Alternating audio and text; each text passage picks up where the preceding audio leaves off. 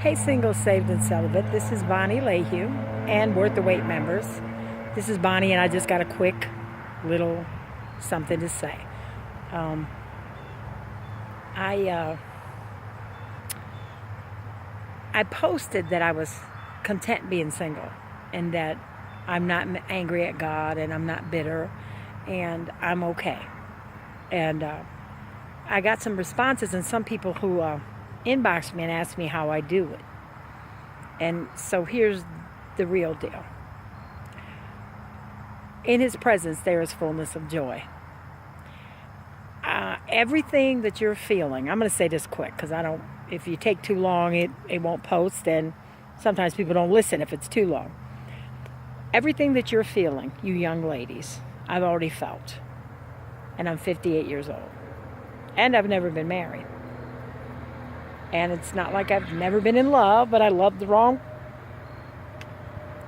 person and whatever when I was younger. I didn't listen to God, and I had my children out of wedlock, and my children did pay for my mistakes, no matter how much I loved them, and how much I taught them about God, and how much I went to church with them, how much I prayed for them. They still did not have a father. I look around when I'm outside in case somebody comes up. They still were raised without a father in the home. And they didn't have a father who really was much involved in their life. And that was my choice to get involved with him, which was fine for me if that's what I chose. But that wasn't fine for them. Although I thank God for my children, and what the enemy meant for your harm, God will turn around for the good. And He did. But they don't know what it's like to have a dad that loves them and is there for them. They have no idea. And that's not fair to kids. Really, it's not. So I'm telling you that if you're thinking about it, you're tired of waiting and you're going to go try to hook up with somebody, be careful. Because if you hook up with the wrong person, the price is dear. And one of the things I learned, and I've come to realize this, and it took a while. I'm not going to say I got here overnight, but you can get here overnight if you just listen to me.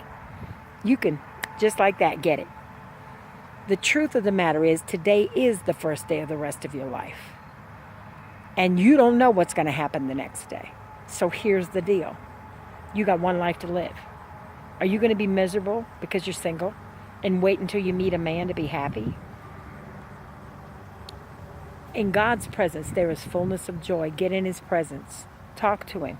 Let your joy. I know it sounds cliche, and I know you don't believe. You might not believe me. You might think you don't understand. You make it sound so easy. I'm not saying it's easy. I'm saying it's what you have to do.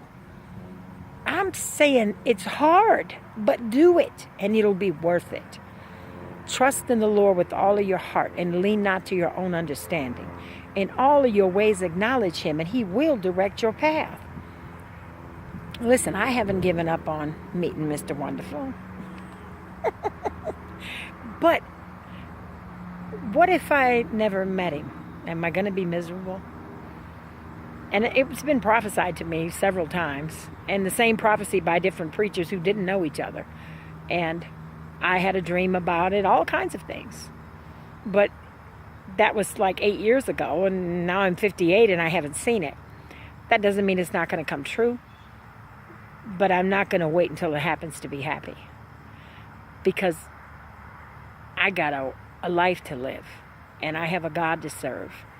And life is more than marriage. There's plenty of people who are married who aren't happy. So don't think it's the beginning of happiness. Happiness begins today, and happiness is an inside job. It's okay to be single. I know there's lots of reasons to be married. You have somebody to hold you, somebody to talk to, somebody to share with, share your burdens. You have an extra income. Sometimes it's financial. If you're a single mom, you want a dad for your kids, so be real careful who you hook up with. If he is not father material, you have no business dating him. And if he's not looking for marriage, then he's not looking for anything. Listen, I'm going to tell you, a rotten man won't do anything for you but keep a good man away.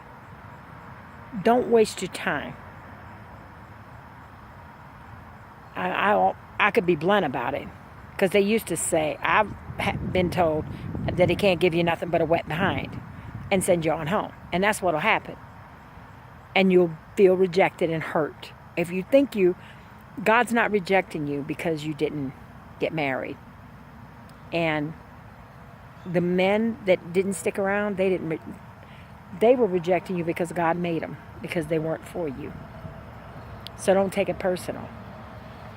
Begin to develop yourself and find what you like to do, your hobbies, your interests, your calling in God, and get involved in it. Start studying the Bible. Read it. Pray. Get involved in things in your church, in your community. Volunteer. Make your life matter. And you won't be so lonely. It's just a little wisdom from an older lady. I've been where you are, and I know what it's like to cry yourself to sleep. And to wonder why he couldn't have just been the one, and he wasn't. And to wonder why it didn't work out, but it didn't. I've been there. I know what it feels like, and I'm telling you, you'll survive. You are stronger than you think. You know, one of the songs I used to listen to, because when I was pregnant with my third child, her father called and told me he was marrying someone else. Talk about a heartache. I was 5 months pregnant. And the night before, it was the day after my birthday, because on my birthday he came to visit me. He brought me a gift, a card. He kissed me. He told me he loved me. And the next day he called and said he was marrying someone else. You talk about a heartache. And that was 31 years ago. I was young and in my 20s and stupid. But anyway, one of the songs that I listened to wasn't a gospel song. It was a Crystal Gayle country song, and it was called "The Woman in Me." And I would put that on and cry and sing it to the top of my lungs, because it said, "You'll never break the woman in me, though you might break the smile. You'll never hurt the woman in me, but you might hurt the child. So you're not going to break me. I'm going to be all right. God is going to see me through it." And I prayed for God to help me have the right spirit about it. And guess what? He did. And I survived. I didn't die. Man, I'd see that man with his wife, and here I am raising the baby by myself. And it hurt, but I survived. And I'm a stronger woman for it. He wasn't good enough for me anyway. I'm a catch. And I am, for some 58-year-old man.